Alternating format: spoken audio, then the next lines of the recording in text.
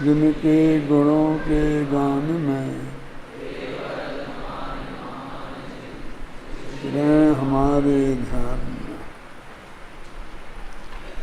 इस अधिकार की अंतिम दो गाथाएं अपन ने पढ़ी तो थी, लेकिन पूरी नहीं हुई थी, संतोष नहीं हुआ था, तो थोड़ी सी चर्चा उनके बारे में करनी है।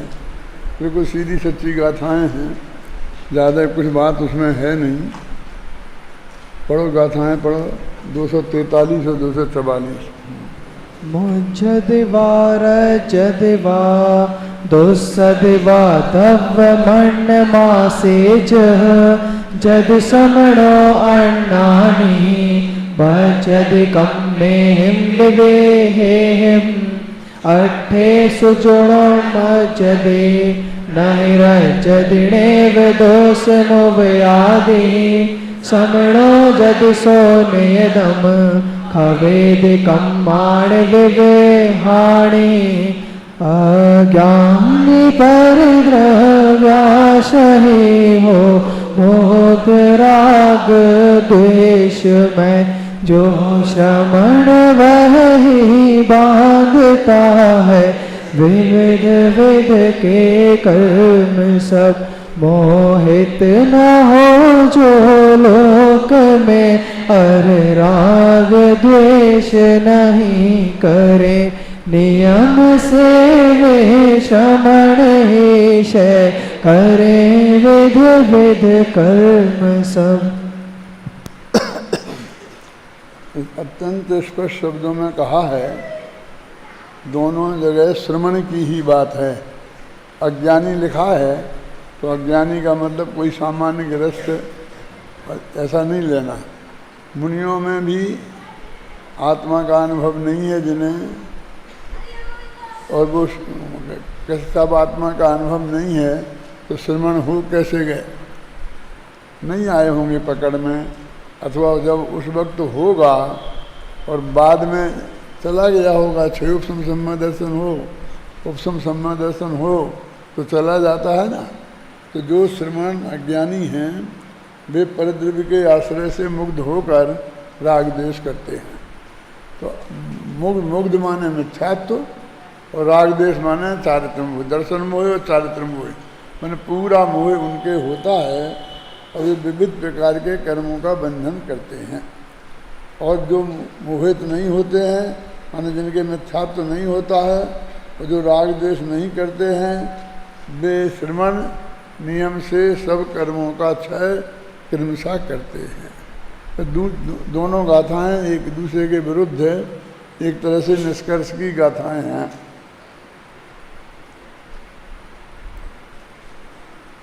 इसकी जो टीका लिखी है उसमें भी कोई विशेष बात नहीं कही है, इसी बात को दोहरा दिया है। जो मुनि ज्ञानात्मक आत्मा को मुख्य रूप से नहीं भाता वह गेय भूत अन्य द्रव्यों के आश्रय अवश्य करता है। तो जो आत्मा का ध्यान नहीं करेगा तो वो ज्ञान तो किसी न किसी को जानेगा ही। तो आत्मा से भिन्न जो पदार्थ हैं उनमें से किसी न किसी को जानेगा और उसका उपयोग भी स्थिर होगा तो उन्हीं में होगा। देखो ये क्षयोक्षम ज्ञान का स्वरूप ऐसा ही है कि हम एक जगह उपयोग लगाते हैं ना, तो वो एक समय में ही हमारे ज्ञान में नहीं आ जाता, उधर लगातार लगा रहता है, तब मुश्किल से पकड़ में आता है। कहते असंख्य समय बाद पकड़ में आता है। भैंस का उदाहरण दिया जाता है तो वो इस मामले में बहुत स्थूल बुद्धि होती है। यदि आप दीवार के पास खड़े हैं और भैंस वहाँ से निकल रही तो उसे इतना विवेक नहीं होता है, वो आपको घसीटना नहीं चाहती है, लेकिन वो निकल जाती है। निकलती है तो उसका पेट आपसे फंसते हैं और आप घसटते हैं दीवार से। फिर आप खूब डंडा मारो, हाथ से मारो, तो उसे पता ही नहीं लगता। जब तक वो निकल जाती है तब उसे ऐसा क्या हुआ तब तक तो आप पिछल जाते हो। माने बहुत समय बाद उसकी समझ में आता है कि कुछ मेरे से कहा जा रहा है, मेरे से हटने को कहा जा रहा है, इसलिए इस दृष्टि से वो बहुत खतरनाक है। और जो पशु हैं ना, गाय वगैरह, वो तो एकदम इशारे में समझते हैं। यदि आप दबेंगे तो इतना सा हाथ लगाएंगे तो एकदम हट जाएंगे। लेकिन वो तो बहुत देर में सोचेगी, फिर देखेगी क्या हुआ, क्यों ऐसा हो रहा है, फिर कुछ होता है।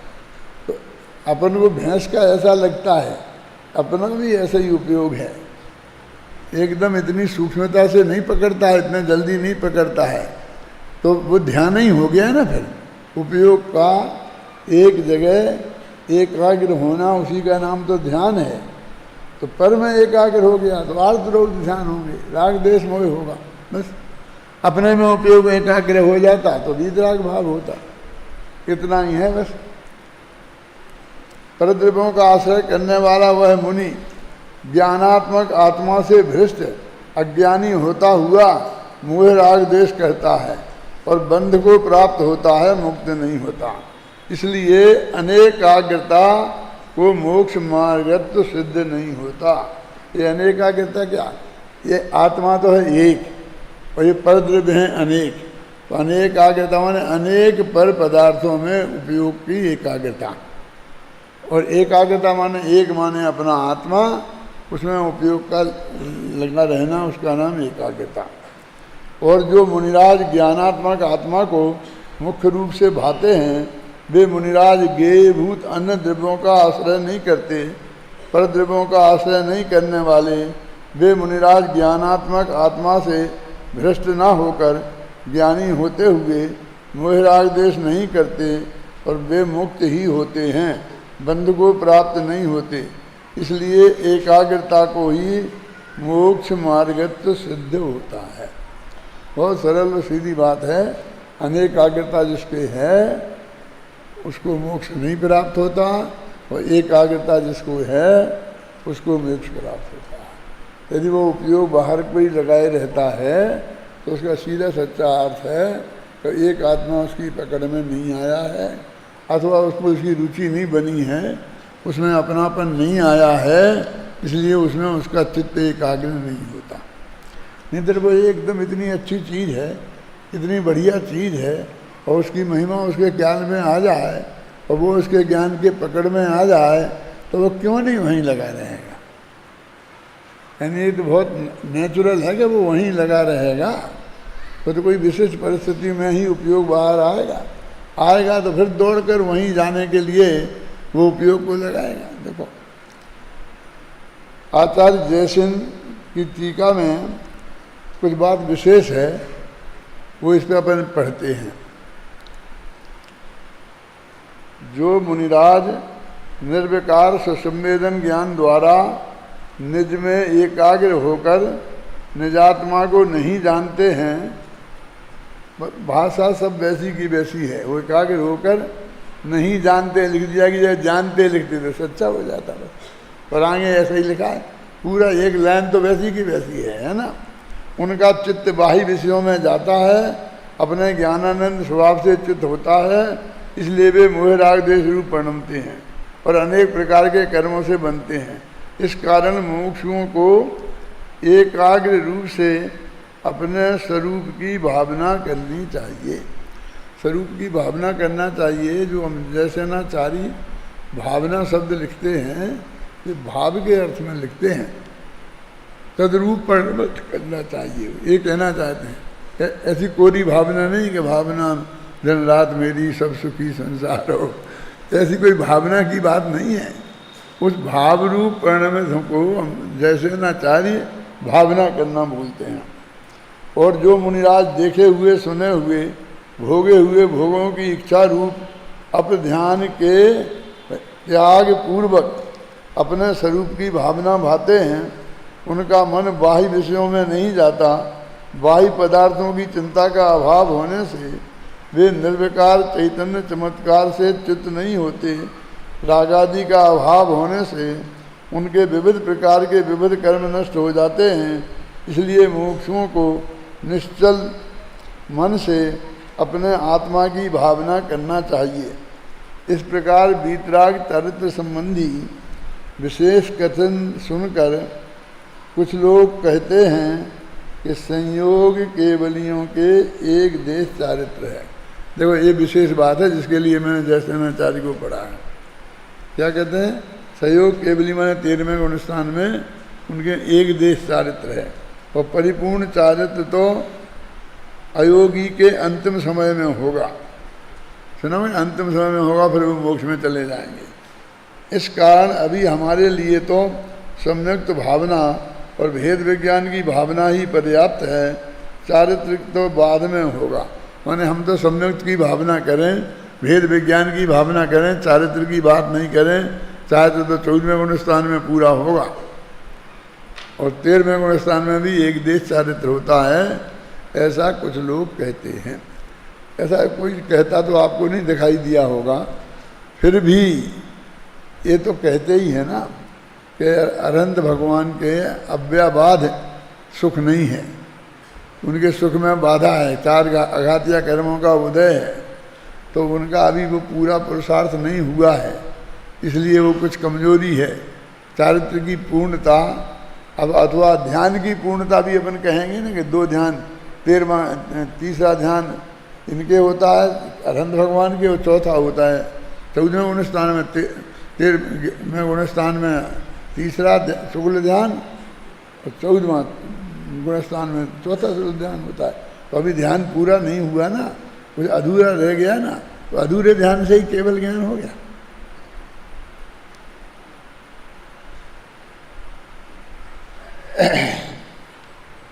उनकी इस शंका का समाधान करते हुए आचार्य कहते हैं कि अभेद नय से ध्यान ही चारित्र है। ध्यान का होता है, चारित्र का वो एक ही बात है, और वह ध्यान केवलियों के उपचार से कहा गया है। इसी प्रकार चारित्र भी उपचार से कहा है। अब कहते हैं वो सच्चा चारित्र ही नहीं है, उपचार, व्यवहार से भी हल्का होता है उपचार। अब कहते हैं उपचरित व्यवहार है ना, मैंने वो निश्चय से चारित्र भी नहीं है उनके, कुछ लोग ऐसा कहते हैं।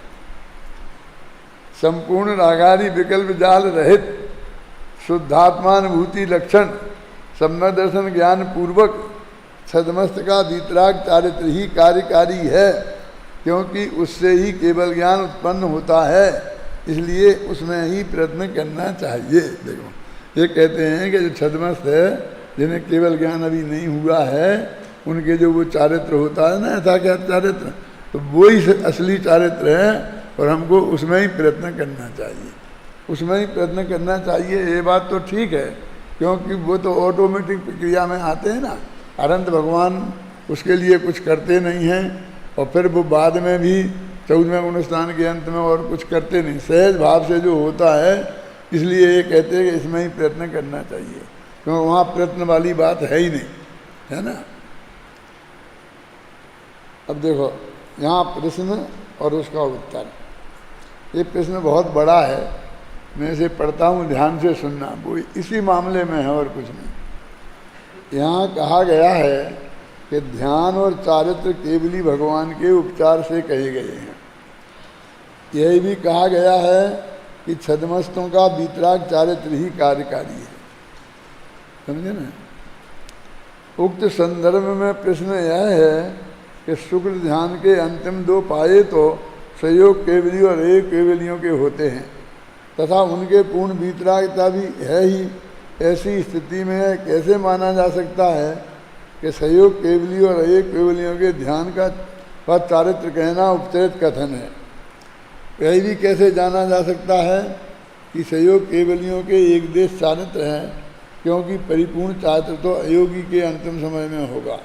शास्त्रों में यह भी तो लिखा है कि पंचम गुणस्थान वालों के एक देश चारित्र माने एक देश वृत्त, और मुनिराजों के सकल चारित्र अर्थात महावृत्त होते हैं। ये तो प्रश्न है। जब वो कहता है कि वहाँ लिखा है कि उनके एक देश चारित्र, कहीं लिखा होगा एक आध जगह, वो सकल चारित्र उनके, तो कहते ये भी तो लिखा है कि पंचम गुणस्थान में एक देश चारित्र होता है और फिर महावृत्तियों के सकल चारित्र होता है, ऐसा वो कहता है। इसलिए उसको ही हम क्यों माने। अब जो उत्तर है, माने कुछ दम नहीं है इसमें। अरे भाई, यह सब सापेक्ष कथन है। जिनागम में विविध प्रकरणों में विविध अपेक्षाओं से विविध प्रकार के कथन किए जाते हैं, अतः जहाँ जो अपेक्षा हो उसे सावधानी से समझना चाहिए।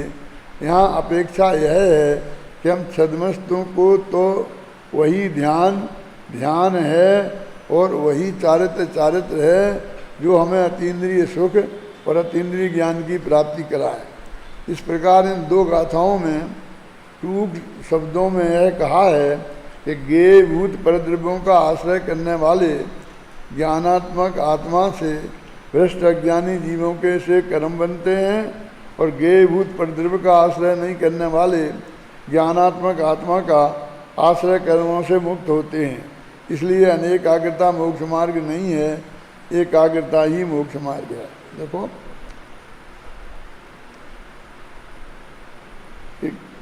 ज्ञेय भूत लिखा ना, क्या मतलब कि तो फिर लोग कहते हैं इसलिए परद्रव्यों को, हम कहते हैं परद्रव्यों को में उपयोग एकाग्र करेंगे तो फिर अनेकाग्रता बोलते हैं, और वो संसार का मार्ग है, मुक्ति का मार्ग नहीं है। इसीलिए हम कहते हैं पर को मत जानो, और फिर ऐसा कुछ कहने लगते पर को जानता ही नहीं है। मत जानो और जानता ही नहीं है, दोनों में तो कितना अंतर है। कि यदि जानता ही नहीं है तो फिर मत जानो का उपदेश देने की क्या जरूरत है ना, एक बात। अब दूसरी बात कि जानो ही मत, तो फिर सवाल ही खड़ा नहीं होगा। तो वो कहते हैं कि वो तो हमारे ज्ञान गुण का स्वपर प्रकाशक स्वभाव है, तो वे तो जानने में तो आएंगे ही, हम रोक नहीं सकते हैं। मतलब ज्ञेय भूत उन्हें ज्ञेय जानने में आने दो, और फिर तुम उसमें अपनापन मत करो। ये तो तुम करोगे तब होगा ना, उनमें तुम अपनापन मत करो, तो अपनापन नहीं करोगे तो उसमें ध्यान नहीं करोगे, तो अपने आप ध्यान के ध्येय नहीं बनेगी, और अपना आत्मा में अपनापन करोगे ध्यान का ध्येय बन जाएगा। तो ये मार्ग यहाँ खुलता है। कहाँ? तीन बातें हो गई। आत्मा पर को जानता नहीं है, आत्मा पर को जानता तो है, जानना नहीं, आत्मा पर को जानना नहीं। और तीसरा ये है कि जानना तो जानने में तो आएगा ही, रोक नहीं सकते, लेकिन उसमें अपनापन नहीं करना, उसका ध्यान नहीं करना, बस तुम्हारा काम हो जाएगा। मोक्ष मार्ग तो यहाँ खुलता है, और हम वहाँ लग जाते कि आत्मा पर को जानता नहीं, अथवा जानो मत। या तो हम जानने में अपना पुरुषार्थ नहीं जानने में पुरुषार्थ लगाना चाहते हैं, या हमारा उपयोग ही उधर ना जाए, इसमें उपयोग लगाते कि इसकी ज़रूरत नहीं है तुम्हारे लिए। ज्ञान का ज्ञेय बने तब तक तो कोई तकलीफ ही नहीं है ना, क्योंकि आत्मा का वो स्वभाव है, और उसमें अपनापन नहीं हो तो अपनापन तुम्हें कैसे होगा? जब समय दर्शन हो गया है, तो हमने निर्णय कर लिया है बुद्धिपूर्वक, फिर करण लब्धि में हो गया है, और उसके पहले देशना लब्धि में ही हो गया था, है ना। तो इसलिए फिर उसमें ना तो उसमें अपना मानेंगे और ना उसका उपयोग एकाग्र होगा, तो हमारा काम हो जाएगा। इस तरह से अनेकाग्रता मोक्ष मार्ग नहीं है, और एकाग्रता मोक्ष मार्ग है। तो वो तो एक कहते पर पदार्थों में उपयोग को एकाग्र करना, क्योंकि वास्तव में तो ज्ञान गुण में तो कुछ है ही नहीं। दो ही गुण मुक्ति के वो संसार के कारण हैं, एक श्रद्धा और एक चारित्र, क्योंकि वो अकेले आत्मा के ही आश्रय से होते दोनों। ज्ञान का स्वभाव तो ज्ञेय, सबको ज्ञेय बनाना है। कहाँ है तुम बताओगे? मैं बता देता हूँ, बोलो तुम। संवर भावना में कि दूसरे तीसरे छंद में ये बात आई है किसी को याद? नहीं, निकाल के बोलो फटाफट।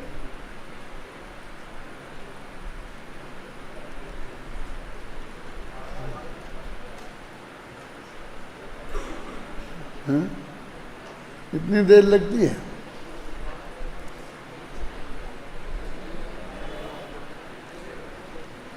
हाँ, संवर भावना का तीसरे छंद में होगी बात। संवर भावना शुरू से पढ़ेंगे? वो तीसरी पूरी पढ़ दो। देह देवल में रहे पर देह से जो भिन्न है राग जिसमें किंतु जो उस राग से भी अन्य है, गुण भेद से भी भिन्न है, पर्याय से भी पार है, जो साधकों की साधना का एक ही आधार है। मैं हूँ वही शुद्धात्मा, चैतन्य का मार्तंड हूँ, आनंद का रस कंद हूँ, मैं ज्ञान का घन पिंड हूँ, मैं ध्येय हूँ श्रद्धेय हूँ, मैं ज्ञेय हूँ, मैं ज्ञान हूँ, बस एक ज्ञायक भाव हूँ, मैं स्वयं भगवान हूँ।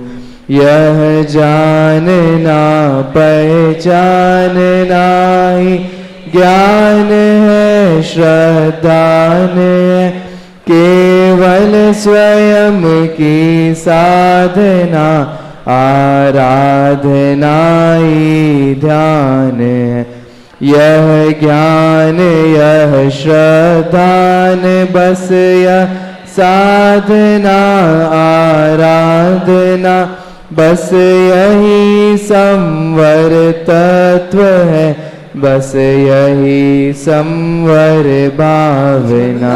दूसरी जगह आया होगा, उसमें ये है कि पहले तो श्रद्धेय बताया, फिर ध्येय बताया और गे बाद में बताया, क्योंकि गे के साथ में वो 100 और पर दोनों को जानने की बात कही।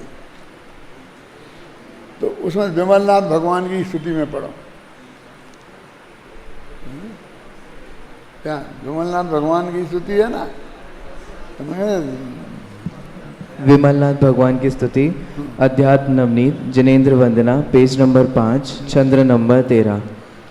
बस आत्मा ही बस रहा, जिनके विमल श्रद्धान में, निज आत्मा बस एक ही नित रहे, जिनके ध्यान में, सब द्रव्य गुण पर्याय जिनके,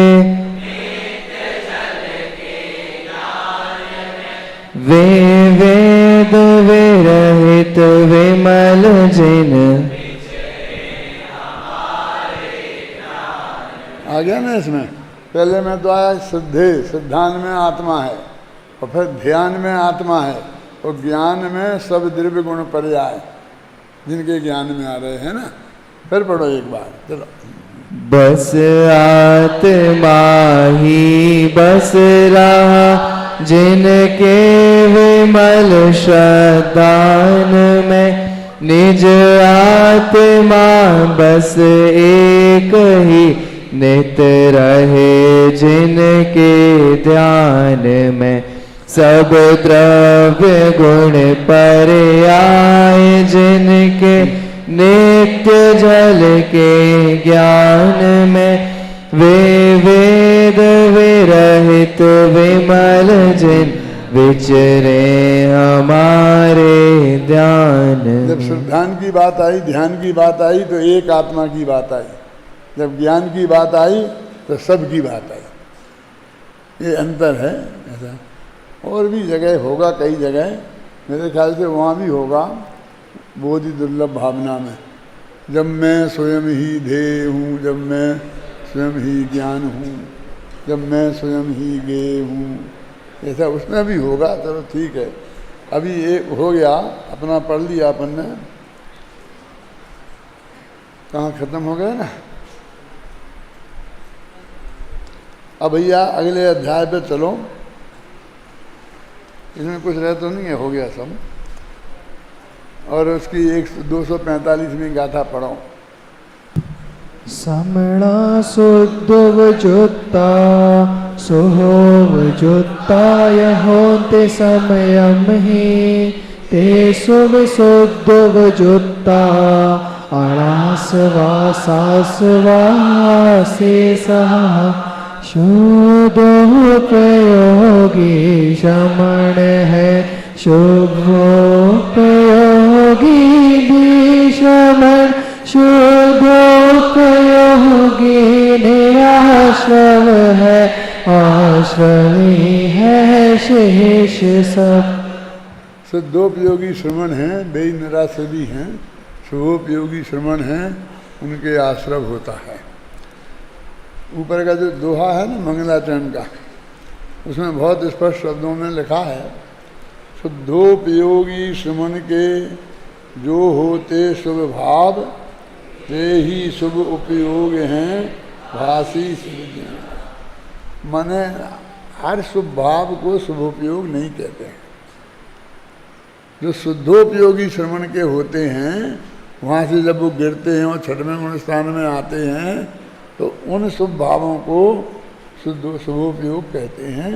और वो किसके होते हैं, क्या होते हैं, उसकी चर्चा वो आगे इसमें करने वाले हैं। देखो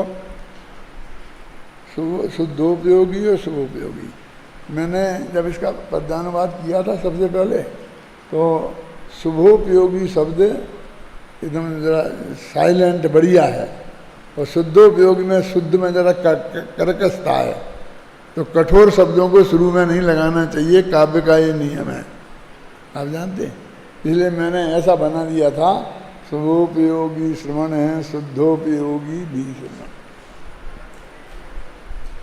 तो सारी मुमुक्षु समाज में वो चला गया संसार का पद्यानुवाद। तो एक मुमुक्षु भाई का मेरे पास आया फोन, पकड़ा उसने कि नहीं साहब आपने गलत किया, ऐसा क्यों किया आपने। मैंने कहा भाई मुख सुख बोलते उसे, मुख सुख की सुविधा से के लिए किया। सुना आपने कभी ये? माने कुछ कुछ शब्दों के उच्चारण में मुख को सुख मिलता है और कुछ शब्दों के उच्चारण में मुख को सुख नहीं मिलता है। उसे कठोरता से हमको बोलना पड़ता है या जबान को जरा वो जोर देना पड़ता है। जो तुतला कर बोलते हैं वे बोल ही नहीं पाते उन्हें। उन कठोर शब्दों को काव्य के शुरू में नहीं दिया जाता है, ख्याल में नहीं ना। तो शुभ और शुद्ध देखो है ना फर्क।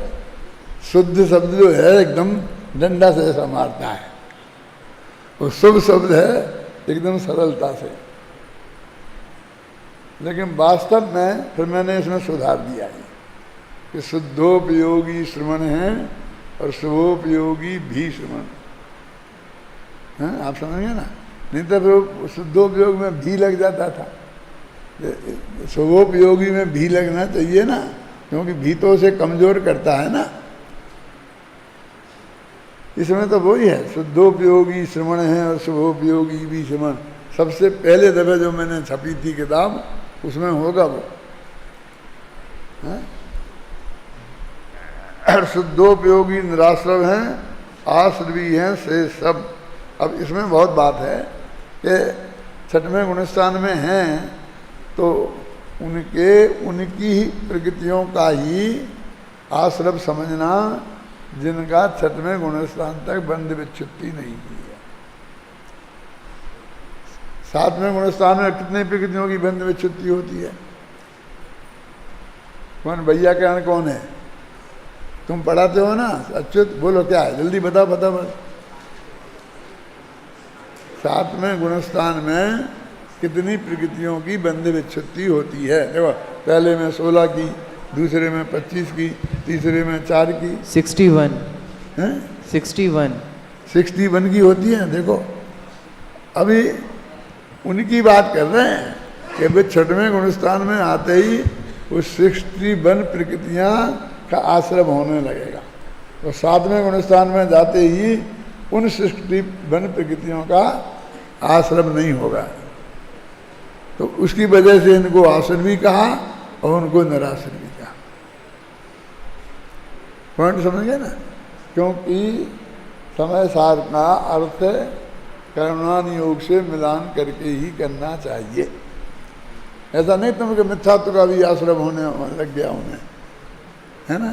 जितनी प्रकृतियों की, देखो छठवें अनुष्ठान में कितने प्रकृतियों की बंध विच्छित्ति होती है, बोलो? 55, 55, हैं? 55, 55। कुल मिला के कह रहे थे, वे कुल मिला के 60 बने, तो वो तो 6 ही हुई। समझ में आया ना क्या? दोनों में अंतर समझ में आया ना? पहले की 25, दूसरे की, यानी पहले की 16, दूसरे की 25, तीसरे की 4 और चौथे की हैं? तीसरे में एक भी नहीं होती, चौथे की 10, चौथे की 10, और फिर वो 3 शुरू हो जाती हैं, पांचवे की 4, 2 को तीर्थंकर प्रकृति, है ना। और फिर वो तो ये छठवें में 55 तो हो ही गई। छठवें में 55 नहीं होती हैं, 55 तो सब मिला के हुई हैं। और फिर जो 61 हैं, वे उनमें जो 55 से 61 में 6 प्रकृतियाँ और हुई, तो उन्हीं के आश्रय बंध की बात है। तुम्हें समझ लो कि उनको तो पूरे बंध में डाल दो तुम, छठवें अनुष्ठान वाले को, और 7वें वाले को पूरे अबंध में डाल दो, ऐसा नहीं है। देखो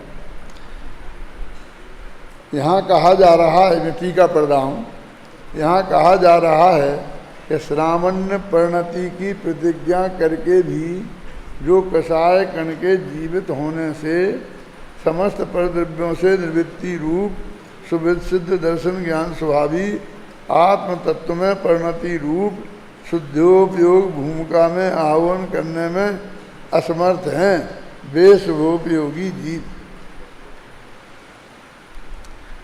देखो इसमें भी वो सब बात समझने लायक है। अपन को लगता है कि शुद्धोपयोग की भूमिका में धारण करने में असमर्थ हैं, ऐसा लगता है ना, बिल्कुल।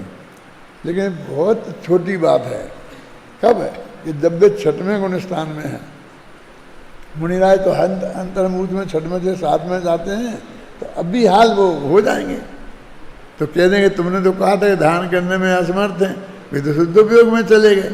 जब तक तुम बोलोगे वे धारण करने में असमर्थ हैं, तब तक तो वे शुद्धोपयोग में पहुंच जाएंगे। लेकिन वे तो चले गए। हमने तो तभी असमर्थ थे जब वे 6वें में थे। समझ में आ रहा क्या कह रहा हूँ मैं? बताओ, खड़े होके बताओ क्या कह रहा हूँ।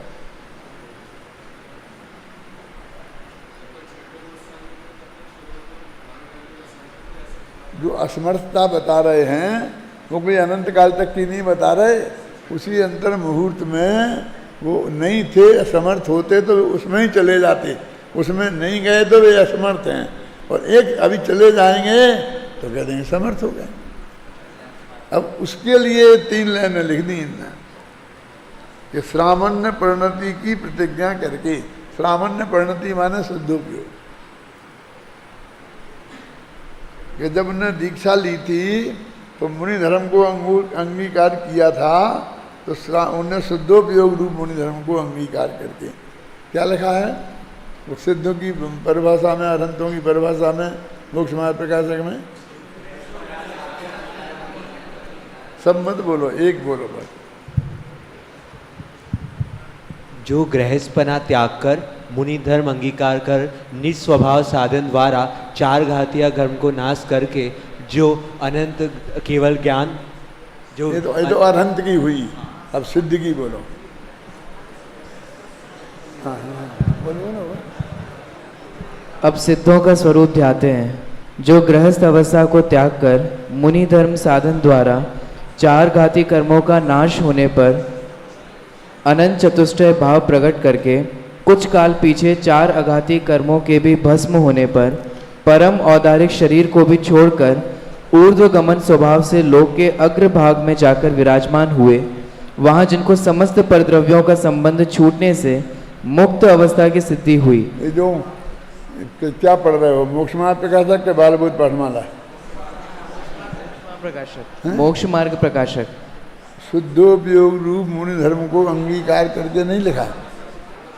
आचार्य उपाध्याय साधु के सामान्य स्वरूप में है। उसमें है ना, उसमें पढ़ो। जो विरागी होकर समस्त परिग्रह का त्याग करके शुद्धोपयोग रूप मुनि धर्म अंगीकार करके अंतरंग में तो शुद्धोपयोग द्वारा अपने को आप रूप अनुभव करते हैं, पर द्रव्य में अहम बुद्धि धारण नहीं करते तथा अपने ज्ञानादिक स्वभाव ही को अपना मानते हैं, पर भावों में ममत्व इसमें नहीं लिखा करते। ना, इसमें लिखा ना शुद्धोपयोग रूप मुनि धर्म को अंगीकार करके, तो वे शुद्धोपयोग कोई मुनि धर्म मानते हैं, आप समझिए ना।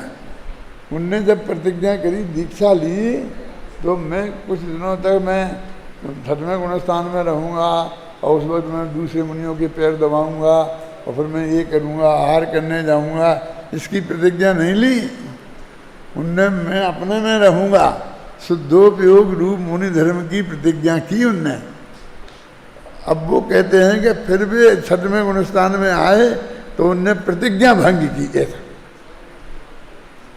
नहीं क्या, और इसलिए फिर भी सातवें गुणस्थान में जाने का प्रयत्न करते हैं, इसलिए प्रतिज्ञा भंगी की, इसलिए बंद का कारण हुआ। देखो अब पढ़ता हूँ फिर। अब यहाँ यह कहा जा रहा है कि सामान्य परिणति की प्रतिज्ञा करके जो कसाय कण के जीवित होने से समस्त परद्रव्यों से निर्वृत्ति रूप शुभ सिद्ध दर्शन ज्ञान स्वभावी आत्म तत्व में परिणति रूप शुद्धोपयोग भूमिका में आरोहण करने में असमर्थ हैं, वे शुभोपयोगी जीव जो शुद्धोपयोग की भूमिका के अत्यंत नजदीक निवास कर रहे हैं। अब आगे ना वो बात, मैंने अब भी एक क्षण में पहुंच चले जाएंगे साथ में शुद्धोपयोग भूमिका के अत्यंत नजदीक निवास कर रहे हैं, लिखा ना। माने ये उन्हीं मुनिराजों की बात है जो छठवें सातवें में आते जाते हैं। जो छठवें सातवें में नहीं आते जाते हैं तो छठवें में ज़्यादा काल रह ही नहीं सकते, फिर गुणस्थान गिर जाएगा। यदि सातवें में नहीं गए तो फिर छठवां नहीं रह सकता, फिर अंतर्मूल से ज़्यादा काल उसका है नहीं। कसाय ने जिनकी शक्ति कुंठित की है, देखो बस वो उतनी देर के लिए ही वो नहीं हो रहा शुद्धोपयोग, उसको कह रहे कसाय ने उनकी शक्ति को कुंठित की है और अत्यंत आतुर मन वाले हैं, वे श्रमण हैं या नहीं। देखो अब उनके पूछ रहे वे छठवें गुणस्थान में हैं, उनको श्रमण कहें कि नहीं कहें, ऐसा प्रश्न।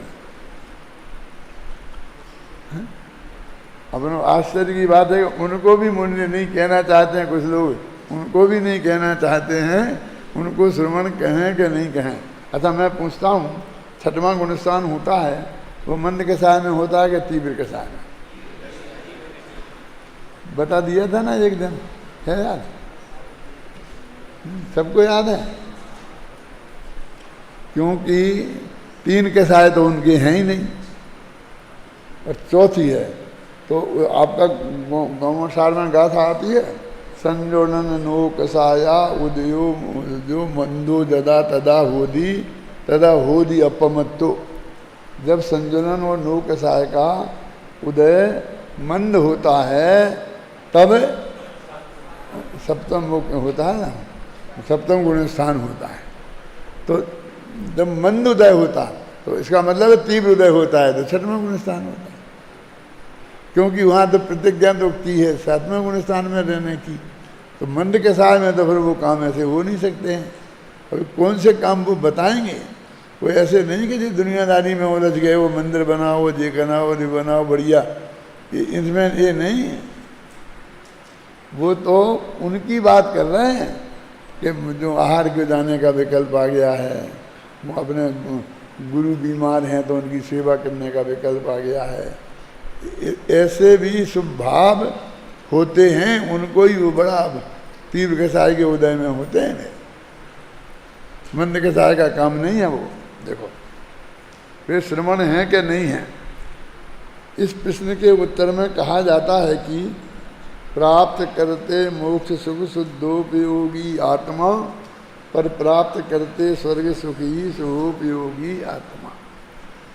ये जो कौन सा 11वीं गाथा में इसी प्रवचन सार में कहा था, वो 11वीं गाथा कौन से अधिकार में थी? शुद्धोपयोग अधिकार में थी। पहला ज्ञान तत्व प्रज्ञापन है ना, उसमें 4 हैं। पहला शुद्धोपयोग अधिकार, दूसरा ज्ञानाधिकार, तीसरा सुखाधिकार, चौथा शुभभावाधिकार। तो शुरू से 12 गाथाएं हैं वो इसमें हैं। किसमें?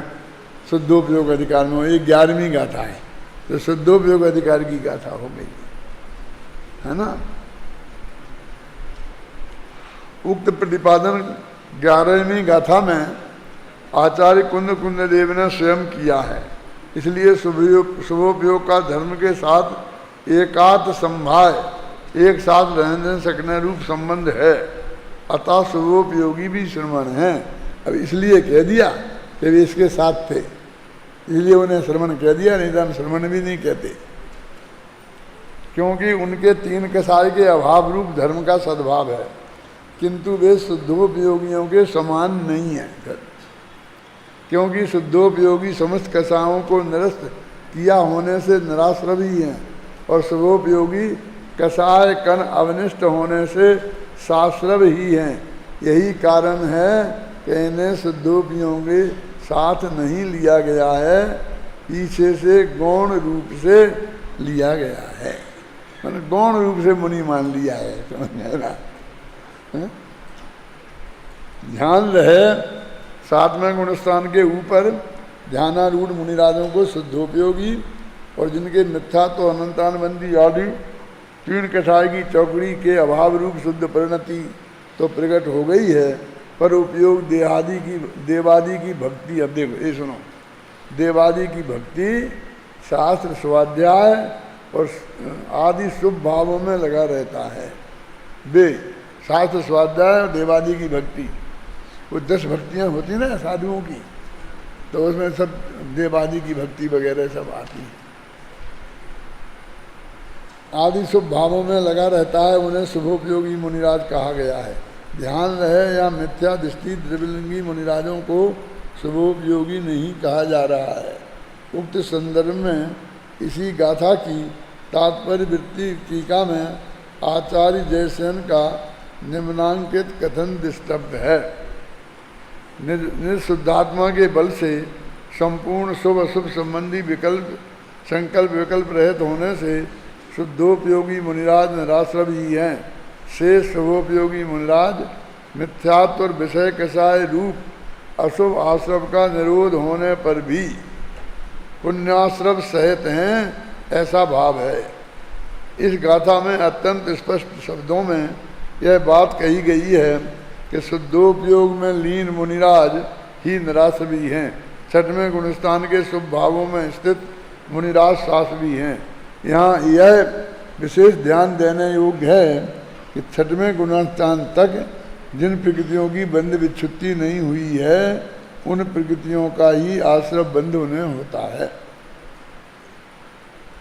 देखो अभी ये जो अधिकार है शुभोपयोग अधिकार, इसमें वो सब बातें बताने वाले हैं कि मुनिराज के शुभोपयोग के काल में कैसे कैसे भाव हो सकते हैं।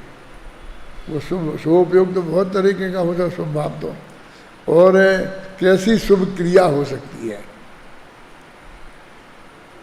वो तो ध्यान की अवस्था है 7वां गुणस्थान से ऊपर, तो उसमें तो कोई क्रिया और शुभ भाव होने का सवाल नहीं है ना। वो करुणानियोग के हिसाब से सूक्ष्मता से होएगा। क्यों होगा? क्योंकि 10वें गुणस्थान तक बंद होगा ना, तो बंद तो बिना उसके हो नहीं सकता, और पुण्य ही बंद होगा तो स्वभाव भी होंगे, लेकिन वो बहुत सूक्ष्म स्थूलता हम उसे कह देंगे कि उनके स्वभाव हैं ही नहीं, ऐसा है।